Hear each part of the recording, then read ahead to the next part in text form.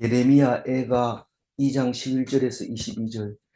내 눈이 눈물에 상하며 내 창자가 끊어지며 내 간이 땅에 쏟아졌으니 이는 딸 내 백성이 패망하여 어린 자녀와 젖먹이는 아이들이 성읍 길거리에서 기절함이로다. 애가는 어, 예레미야가 썼고 5장으로 되어 있고 시편처럼 썼지만 왜 시편에 안 들어갔을까? 이 예레미야 애가는 특별히 22절로 다 구성되어 있고 물론 3장은 66절까지 되어 있지만 그것은 22장까지 되어 있는 것을 세 번 묶어놨다. 22장까지 되어 있는 것을 세 가지를 묶었다. 그런 생각을 하고 읽으시면 되는 겁니다.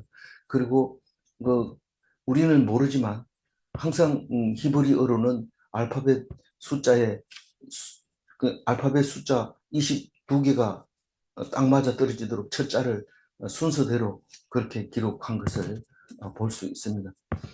그래서 슬프도다 이 말은 알레포라고 하는 알파벳 첫 자가 그렇게 만들어져서 이렇게 시를 쓰는데 우리나라 말로 말하자면 시가 아니라 시조로 그렇게 읽어지면 됩니다.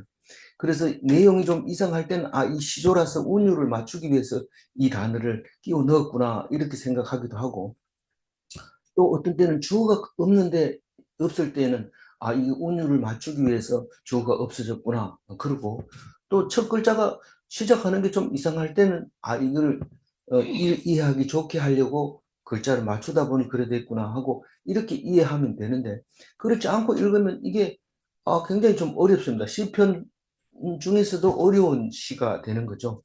그래서 특별히 오늘 이 예가를 읽으면서 마치 어제 예레미야의 예레미야의 심정을 우리가 기억하고 있어야 됩니다.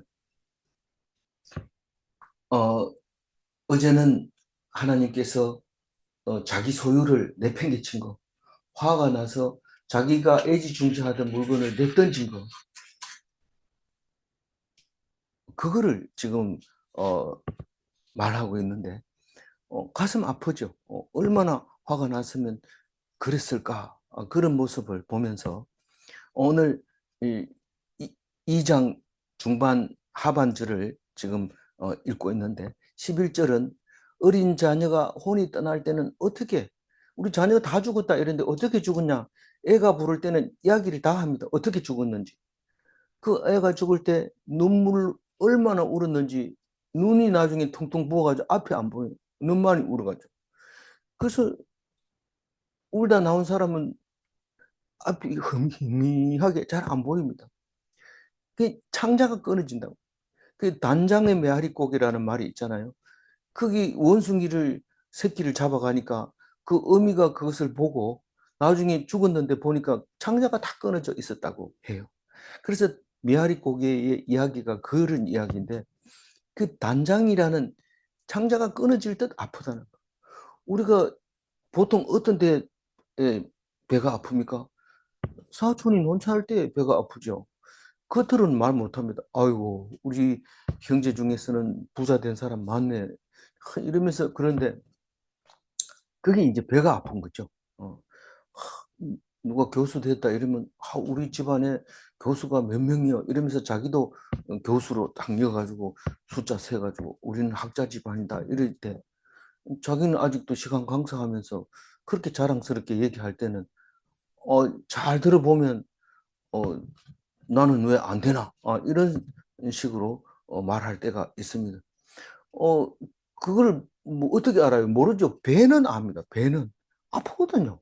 아프니까 아는데 겉으로 보기에는 참 점잖게 말하고 잘 말하는 것 같아도 전부 눈에 안 보이는 거는 숨기고 보이는 것만 가지고 자꾸 얘기하니까 사람들도 보이는 걸 보니까 참 말도 잘한다. 그렇지만 이스라엘 백성이 예루살렘이 망할 때는 아무 말도 못하고 가슴이 찢어지고 배가 어제는 애가 나왔어요. 애가. 내장 중에 애라는 말은 없대요. 없는데 그 마음을 그냥 애라고 표현했다고 해요. 애가 타는 거예요. 애가 타는 거. 온 마음이 그냥 녹아내리는 거죠. 그리고 왜 하필이면 내 딸, 아이, 젖먹이 이 세 사람이 나오잖아요. 내 딸, 이 자녀들 중에서는 아들도 있고 딸도 있고 큰 딸도 있고 작은 딸도 있지만 이 내 딸 할 때는 이 어리고 아직 세상 물정 모르는 어린 딸이 항상 마음속에 걸립니다. 우리 어렸을 때 제가 막내로 자라서 그런 소리 잘 들었는데 엄마가 아프면 내가 죽는 거는 괜찮지만 다른 사람 다 괜찮는데 막내가 이게 걱정이다. 이게 어디 전덕꾸러기가 될까 봐 늘 그런 말씀을 하실 때 그게 만약에 딸이라면 더 그렇습니다. 더 그런 말이 마음에 듭니다. 이 딸이 제대로 성장해서 어머니 구실을 할까? 근데 그 걱정할 필요 없어요. 왜 걱정할 필요 없냐면요. 나라가 망하고 집이 망해서 그 딸이 팔려가고 음, 남의 종으로 가지만 하나님께 기도한 자녀는요. 그렇게 끌려가 가지고 나중에 적군에게나 다른 종족에게 끌려가 가지고 몸종이 됐다고 합시다. 그러나 하나님만 의지하고 그 딸이 살았는 것을 아버지가 살았는 것을 본다면 그 딸은 기어코 살아남고 결국에는 그 추장과 결혼해서 그 추장의 부인이 된다면 원래 땅땅거리고 살던 그때보다 훨씬 나을 수가 있습니다. 그래서 이 성경을 읽을 때 그런 생각을 하면서 읽어야 돼요. 이 딸 백성이 망했지만 사실 결국은 예수님을 오게 하는 그 길이었기 때문에 그 길로 가지 않으면 그런 걸 있을 수 없습니다. 어려움을 주는 이유는 우리를 더 크게 하시려고 한다는 것을 믿어야 됩니다. 그러니까 이 슬픔을 슬퍼해야 돼요. 그냥 이제 어쩌겠나. 우리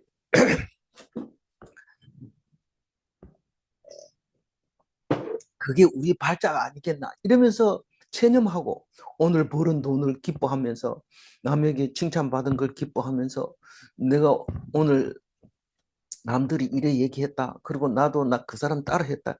이거를 가지고 만족하고 오늘 기뻐하면서 나 같은 사람 없어. 이렇게 하는 게 아니라 진짜 하나님 말씀만 귀 기울이고 그게 내가 살 길이다. 그렇게 하면 그 자녀가 그걸 보고 어떤 어려움도 이길 수 있는 거죠. 그래서 어려울 때 깊이 깊이 아파해야 돼요. 아픈 만큼 우리가 성장한다는 건 예수 안 믿는 사람도 알아요. 아픈 만큼 성장한다. 누가 썼을까요? 글 쓰는 사람이 썼죠. 그리고 많은 사람이 은혜를 받죠. 그걸 보고 그 사람이 만약 노벨상 받았다면 그거 오려가지고 또 벽에 붙여놓고 노벨상 받은 사람의 쓴 말, 아픈 만큼 성장한다. 애들 아프면 야, 니 성장하려고 그래 이러면서 당당한데 그것도 안 읽어본 사람은 아프면 막 정신을 못 차립니다. 이리 뛰고 저리 뛰고 뭐 당장 그 아프게 했는 사람을 남에게 핑계 대가지고 뒤집어 씌워가지고 당신 때문에 그래 배상해내 나라 이 나라가 뭐냐 이게 보상을 이래 해가지고 되냐 돈 벌려고 합니다. 아픈 것 때문에. 그럼 하면 안 되죠. 하나님이 주신 거라 생각하고 끝까지 견디다 보면 하나님이 더 큰 거를 주는데 그걸 가지고 무슨 뭐 왕이나 된 것처럼 막 권세를 부리고 막 이래가지고 받아내고 무슨 이름 불러가지고 무슨 법 이래가지고 막 그렇게 하는데 하나님만 바라보면 더 큰 거 주시려고 한다는 것을 기억해야 됩니다. 이스라엘 백성 예루살렘이 망할 때 딸이 망하고 어린 아이가 망하고 젖먹는 아이가 길거리에서 기절한 것처럼 그렇게 애통해하는 이 예레미야의 애가를 들으면서 우리 또한 같이 슬퍼해야 될 것입니다. 12절 읽어봅니다. 그들이 성읍 길에서 상한 자처럼 기절하여 그의 어머니들의 품에서 혼이 떠날 때에 어머니들에게 이르기를 곡식과 포도주가 어디 있느냐 하도다. 이 왜 자녀들이 길가에서 쓰러집니까? 먹을 게 없어서요. 어떻게 쓰러집니까? 중상을 입어 활에 맞아서 칼에 찔리고 숨만 겨우 붙어가지고 있는데 도망치다가 쓰러지는 부상자처럼 내 아이들이, 내 젖먹이들이, 내 딸들이 그렇게 길가에서 쓰러지는 것은 그렇게 쓰러지면서 어머니 보고 엄마 먹을 거 주세요. 배고파요. 이렇게 하고 있는 거예요. 그거 무엇보다도 자녀가 못 먹고 죽는 거에 대해서 부모는 가슴이 아픕니다. 가슴이 찢어지는 것이 단장의 슬픔입니다. 세상에서 가장 좋은 소리가 자녀 목구멍에 밤 넘어가는 소리, 가뭄이 들어서 내 눈에 물 들어가는 소리, 그리고 또 한 가지 있었는데 지금 잘 생각이 안 납니다. 그래서 우리는 이런 걸 보면서 자녀가 굶어 죽는 걸 부모가 보면 사실은 제일 가슴 아픈 거죠. 뭐 뒤에 나오지만 자녀 잡아먹는 거는 그건 뭐 지금 정신이 나간 거고, 아이가 굶어 죽는다 이러면 그건 진짜 가슴 아픈 일이죠. 그걸 그렇게 노래하고 있습니다. 13절 읽어볼게요. 딸 예루살렘이여, 내가 무엇으로 내 증거하며 무엇으로 내게 비유할까? 처녀 딸 시온이여, 내가 무엇으로 내게 비교하여 너를 위로할까? 너의 파괴됨이 바다같이 크니 누가 너를 고쳐주소냐? 파멸이 너무 크기 때문에 이걸 갖다가 표현을 할 수가 없어요. 얼마나 큰지. 왜냐하면 예루살렘보다가 더 큰 게 없어요. 비교가 안 돼요. 그리고 보여줄 수도 없어요. 이게 파괴가 이렇게 됐다고 보여줄 수가 없어요. 맨 처음에 비포, 애프터. 그전에는 이랬는데 이후에는 이랬다. 이거를 해줄 그 자료도 없고, 그거 해봐야 오히려 말 안 하는 게 더 나아요. 우리 망했다. 그전에 뭐 했는데, 부자였는데. 요거까지만 해도 되는데, 보여, 그전에 부자기는 뭐가 부자예요? 그 비포가 없고 애프터가 없는 거예요. 지금 애프터는 있지만 그전에 뭐를 했는지 점거들 하지도 못하고, 다른 나라도 망해서 그럼 다른 나라 얼마나 망했나 비교가 안 됩니다. 왜냐하면 예루살렘에는 세상에 없는 게 있기 때문에 그래요. 그 세상에 없는 게 뭘까요? 그게 말씀이에요. 말씀이 있었는지 사진 찍어 놓을 수도 없는 거고, 지금은 없는 게 확실해요. 다 무너져 버리고 없으니까. 그전에는 딱 닫아놓고 아무도 못 들어오라 하니까 말씀이 어떻게 있는지 몰라요. 나중에 알고 봤더니 개 속에 돌판 10개가 들어있고 그 위에 시언자가 있는, 그거밖에 없는데 사람들은 아무도 못 들어오라고 하니까 거기에 막 은근 보석이 엄청 많은 줄 알고 막 들어갔는데, 들어가 보면 돌판 2개만 떡 들어있는 거예요. 그러니까 사람들이 웃긴 거죠. 하하, 뭐 그렇게 대단한 거 있는 줄 알았네. 이러면서 그 돌을 그냥 자기 집 앞에 그 묻어버리고, 여기 진흙탕 여기 놓으면 되겠다. 이렇게 발판 만들어 보고, 그렇게 무시해 버렸던 그 예루살렘이 증거할 수도 없고 비유할 수 없는데, 이 너무 가슴 아픈 처녀딸 시온이라고 표현을 합니다. 가슴 아플 때는 처녀딸 시온이라고 얘기합니다. 무엇으로 이 비교해가지고 네 딸 주면 내 다른 거 줄게? 안 줍니다. 절대로 안 줍니다. 물론 옛날에는 딸 낳아가지고 뭐 팔아먹는 것도 있다 이랬는데, 그거는 우리 일반적인 생각하고는 완전히 딴 정신 나간 짓을 한 거죠. 목숨을 걸고 구하러 가야 되지 팔로 가지는 않습니다. 딸은. 그래서 위로가 안 됩니다. 딸이 빼앗겨 갔는데 뭐 딸 하나 더 놓으면 되지 뭐 이런 거 가지고 안 됩니다. 내 나이가 얼마인데 딸을 더 낳았습니까? 그러니까 이게 위로가 안 됩니다. 그러니까 파괴가 엄청 큰 거예요. 돌이킬 수 없는 큰 파멸을 보고 노래를 하는데, 이거는 고쳐줄 수가 없어요. 누가 고쳐줍니까? 못 고칩니다. 하나님이 고쳐줍니까? 못 고칩니다. 못 고치는 게 아니라 하나님이 파괴했는데 누가 고쳐줍니까? 하나님이 파괴했는데 누가 고쳐줍니까? 14절 읽어봅니다. 내 선지자들이 내게 대하여 헛되고 어리석은 묵시를 보았으므로 내 죄악을 드러내어서 내가 사로잡힌 것을 돌이키지 못하였도다. 그들이 거짓 경고와 미혹하게 할 것만 보았도다. 이때 이 선지자, 이 제사장, 이게 얼마나 중요한지 지금 노래하고 있습니다. 이 선지자는 선견자, 계시를 보는 자, 요한계시록 같은. 그래서 요한계시록은 우리들이 못 본 걸 딱 기록을 하잖아요. 근데 요한계시록 읽어보면 말도 안 되는 소리 한다 이런데 말이 되면 계시가 아니죠. 우리가 꿈을 꿨는데 갑자기 한국에 있다가 미국에 있다가 어머니가 한국에 있는데 미국에서 꿈을 꿨는데 옆에 와가지고 이름 부르고 이러니까 이게 말이 안 되니까 안 읽어버려요. 해석하려고 이래 보니까 해석이 안 되는 거예요. 어떻게 맨하탄에 대구에 있는 동성로가 막 나오고 이러냐 이런데 꿈은 그렇게 나옵니다. 그래서 그거를 읽으면서 어머니 사랑이 간절했구나 이렇게 읽어야 되는데 나름대로 해석해가지고 맨하탄이 이제 대구처럼 될 거다 뭐 이런 식으로 얘기한다면 그게 이제 이단으로 가기가 쉽습니다. 그래서 요한계시록을 함부로 안 읽고 사람들마다 요한계시록만 나오면 기가 쫑깃해가지고 저 사람은 또 무슨 얘기 할까 이렇게 하기도 합니다. 그러니까 그럼에도 불구하고 이 계시록은 있어야 되는 거예요. 그래서 꼭 마지막에 요한계시록. 그래서 성경 다 읽었나 읽었다. 계시록 읽었나. 요한계시록 읽었다 이러면 다 읽은 거예요. 그러면 그 속에 뭘 얻었냐 이런 물으면 안 됩니다. 왜냐하면 계시기 때문에 사람마다 다르고 읽는 것도 다르고 들리는 것도 다르기 때문에. 근데 이 계시하는 것이 헛된 계시를 한 거예요. 묵시를 보았는데 헛된 묵시를 한 거예요. 그러니까 그 어리석은 것을 믿은 것이 죄악인 거예요. 그걸 드러내 버리는 거예요.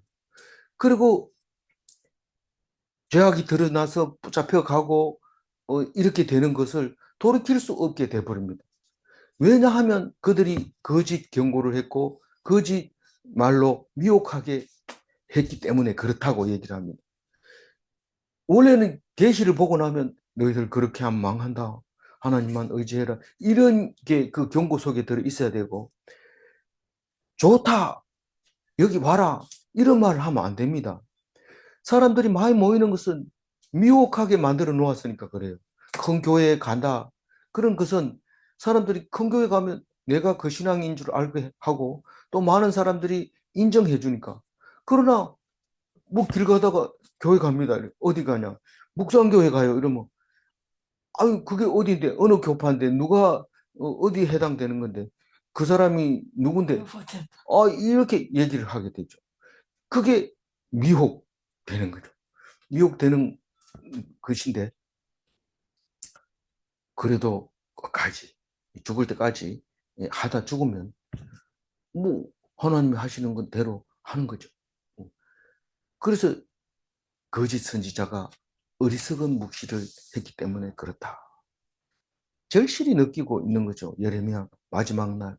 그때 아니고는 이런 말을 할 수도 없어요. 15절 읽어봅니다. 모든 지나가는 자들이 다 너를 향하여 박수치며 딸 예루살렘을 향하여 비웃고 머리를 흔들며 말하기를 온전한 영광이라 모든 세상 사람들의 기쁨이라 일컫던 성이 이 성이냐 하며 이 예루살렘이 지금 비웃음을 당하고 있는데 이 비웃음을 당하는 사람이 어떤 사람이 비웃음을 당할까요?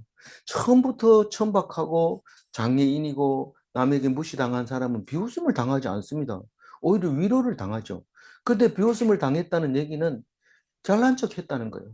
자, 아니 잘난 척 하니까 비웃음을 당한 거죠. 예루살렘이 얼마나 잘했는지 압니까? 뭐 우리만 온전한 영광이다. 우리는 하나님께 영광 돌린다. 이 성경이 바로 그거를 증명한다.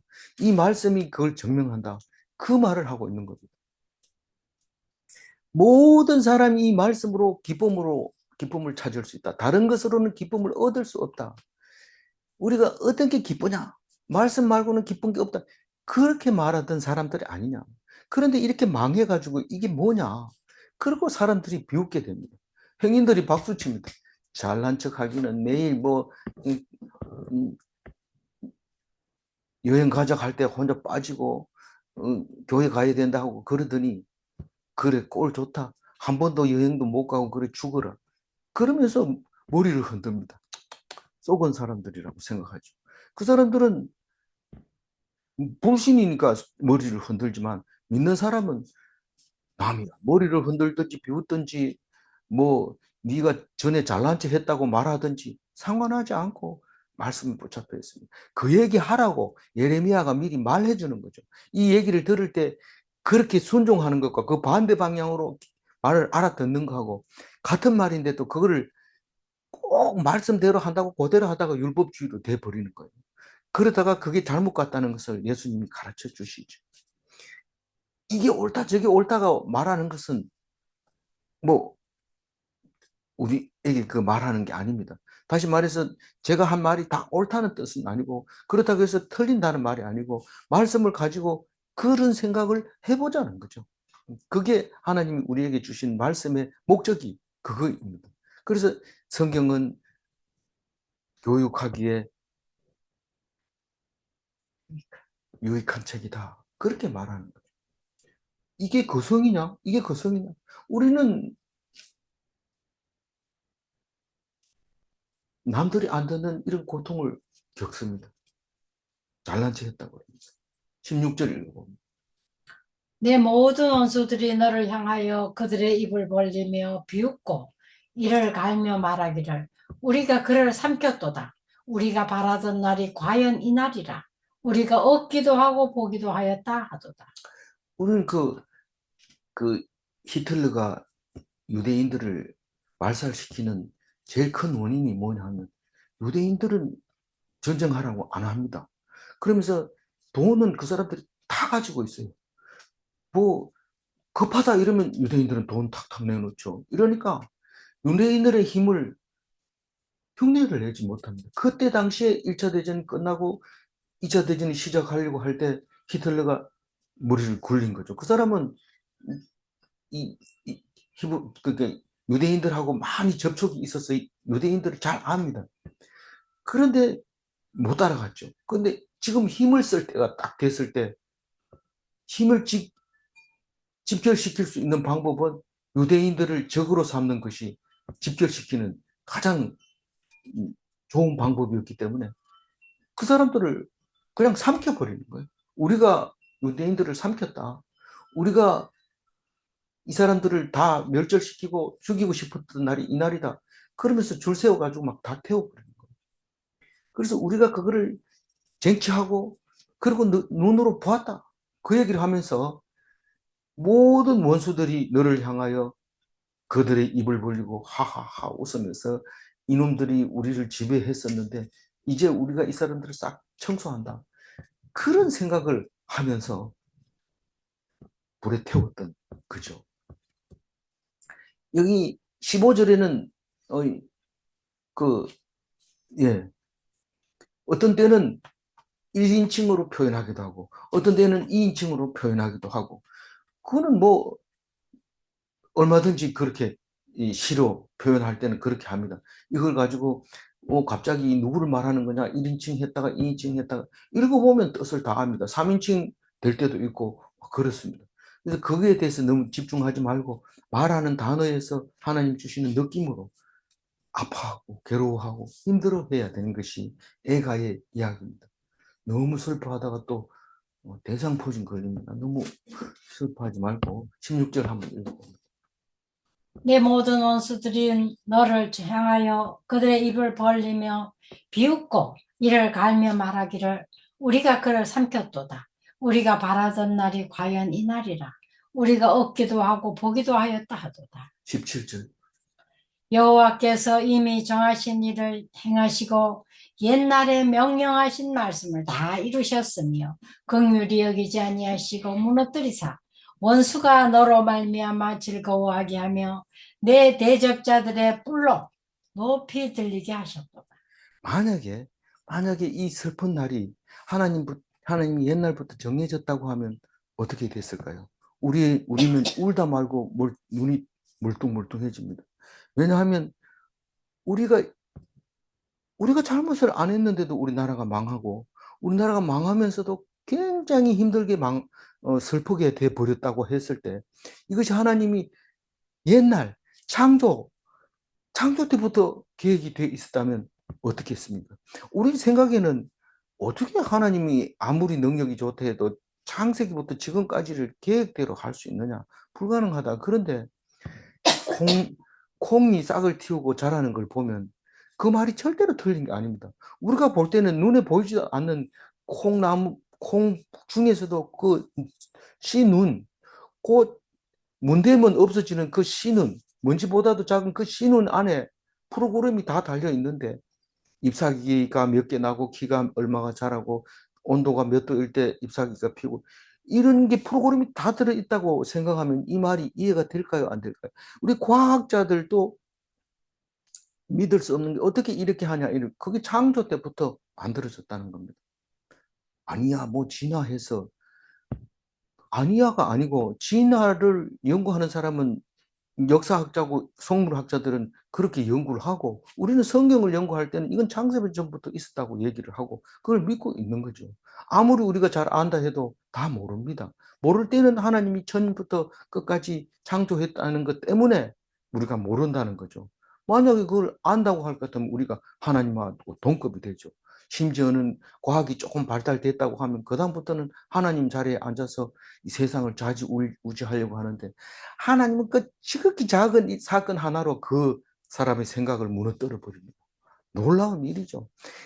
진짜로 그렇습니다. 우리 생각하고는 전혀 다릅니다. 어떤 사람은 정책을 세울 때요, 자기 정책만 최고 잘났는 줄 알고 목숨 걸고 힘주고 말하지만 그 불과 5년만 딱 지나면 그 말하고 힘주고 얘기했는 게 부끄러워집니다.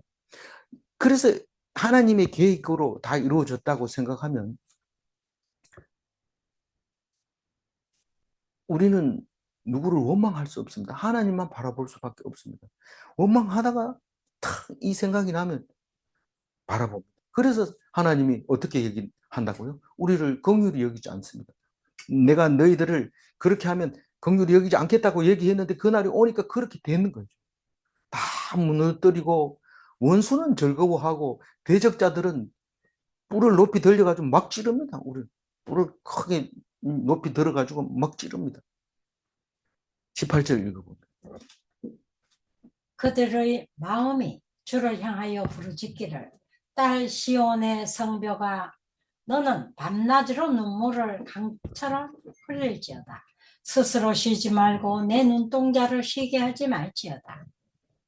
19절도 이게 18절이 그들이 원수일 수도 있고 본인 예루살렘의 딸들일 수 있습니다.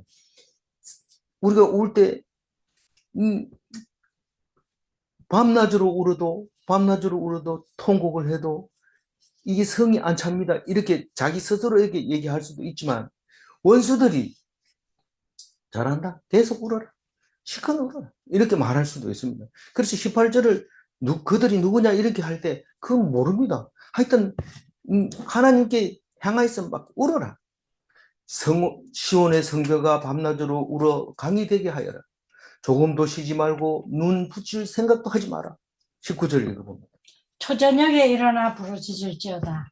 내 마음을 주의 얼굴 앞에 물쏟듯 할지어다.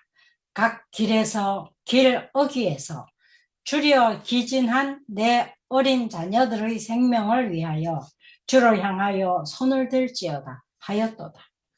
그러니까 초저녁부터 부르짖고 마음을 주 앞에 다 쏟아라. 하나님께 소리 질러라. 길 어기마다 기진하여 쓰러진 자녀들. 기진한 게 뭐예요? 배가 고파가지고 먹을 게 없어서 쓰러진 자녀들. 그걸 생각하면서 울어라.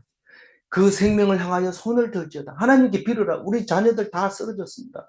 죽습니다. 그렇게 소리를 지르라고 그 원수들이 얘기했는지 자기 스스로 얘기했는지 우리는 이 얘기만 들어도 무슨 말인지 알고 가슴 아파하는 거죠. 20절 읽어. 여호와여 보시옵소서 주께서 누구에게 이같이 행하셨는지요. 여인들이 어찌 자기 열매 곧 그들이 낳은 아이들을 먹어오며 제사장들과 선지자들이 어찌 주의 성소에서 죽임을 당하오리까. 우리는 퍽 자주 이런 얘기합니다. 이 사랑한 학교에서 공부를 이렇게 하다 보면 마음에 드는 애가 있습니다. 그러면 툭하면 그 애 이름을 부릅니다. 그러면서 네가 뭐 거기 가서 뭐 가져와라. 심지어는 뭐 다 끝났는데도 야, 네 가가지고 걸레 가져와라. 이러면 그러면 화가 납니다. 왜 나만 자꾸 시켜요? 근데 하나님은 지금 그 애가 그 애를 쓰고 싶고 마음에 들어서 씁니다. 근데 그 애가 볼 때는 딴 사람은 가만 놔두고 다니면서 막 그런데 오히려 자기를 같이 가다가 갑자기 자기 여러 친구 놔두고 자기 이름만 부르니까 선생님한테 뛰어가지만 다른 애들을 불러갔대요 이러면서 노래하면서 잘난 척 하더니 수해라 그러면서 갚으려는 거예요. 그럼 선생님도 좀 가슴 아프지만 그 아이는 왜 나만 자꾸 시켜요 이러는데 왜 그럴까요? 사랑하니까. 사랑하니까 그런 거. 그거 어떻게 알아요? 그 말을 들어보면 알아요. 들어보면 왜 나만 이렇게 힘들게 할까? 나중에 보면 그게 사랑이라는 것을 알게 됩니다. 그러면 우는 거죠. 눈물을 흘리는 거죠. 그 사랑을 모르고 나는 미워하는 줄 알았다. 그런 생각을 하는 거죠. 얼마나 미워하면 어떤 여자가 자기가 낳은 아이를 삶아 먹겠습니까? 지금 그 얘기하고 있는 거예요. 이스라엘이 아이 삶아 먹은 이야기는 많습니다. 왜 그럴까요? 다른 나라 사람들은 그렇게 안 하는데 왜 이 사람들은 그래? 다른 나라 사람은 성 둘러싸면 겁먹고 항복 살려주세요. 이러죠. 근데 이스라엘 백성은 하나님이 항복하라 소리 안 했다. 네가 사람 보고 겁먹으면 난 너하고 네 자식 안 삼겠다. 그렇게 얘기하는데 어떻게 함부로 나가가지고 손 들고 항복합니까? 하나님이 하라 할 때까지 그게 언제냐? 성이 무너져서 너희들을 정복할 때까지 그것은 하나님이 하는 거지만 네가 손 들고 나가는 건 네 마음대로 하는 거고 사람 보고 겁먹고 저 사람이 내가 살 길이라고 생각하기 때문에 그런데 네가 살 길은 그 사람이 아니라 내한테 있다. 그렇게 얘기를 하는 거죠. 그렇기 때문에 아가 죽어도 항복 안 합니다. 그런데 그 이튿날 하나님이 살려주는데 안 살려주면요. 안 살려줘도 하나님의 뜻이 있습니다. 2000년 전에 4000년 후에 500년 뒤에 예수님이 오십니다. 예수님이 오셔서 지금 그동안 고생했는 거, 어려웠던 거, 힘들었던 거 내가 다 갚아줄게. 하나님이 오셔서 예수님 한 분으로 모든 문제를 다 해결하게 해주시는 거죠.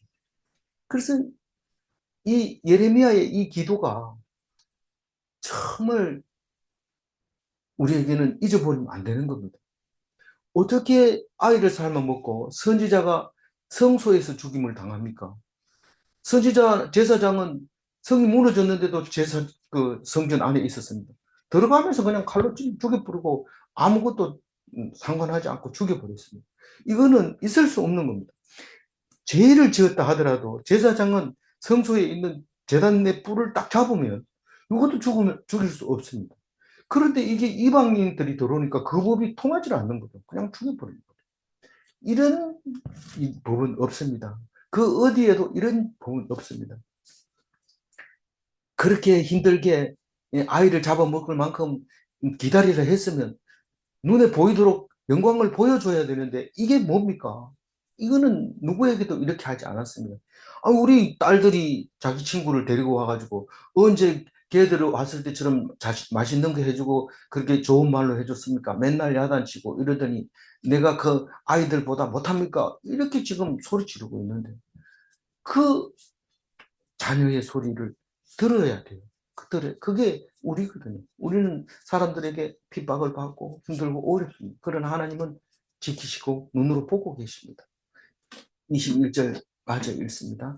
늙은이와 젊은이가 다 길바닥에 엎드려져 싸우며 내 처녀들과 내 청년들이 칼에 엎드려졌나이다. 주께서 주의 진노의 날에 죽이시되 긍휼히 여기지 아니하시고 도륙하셨나이다.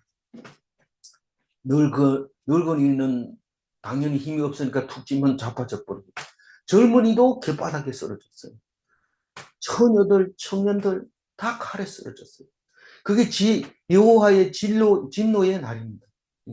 진노인데 진노로 이 긍휼이 없기 때문에 하나님이 지금 긍휼을 여기지 않습니다. 그렇게 반들반들하게 닦아놨다도 화가 나면 집어 던져가지고 깨버립니다. 마지막 22절 읽어봅니다.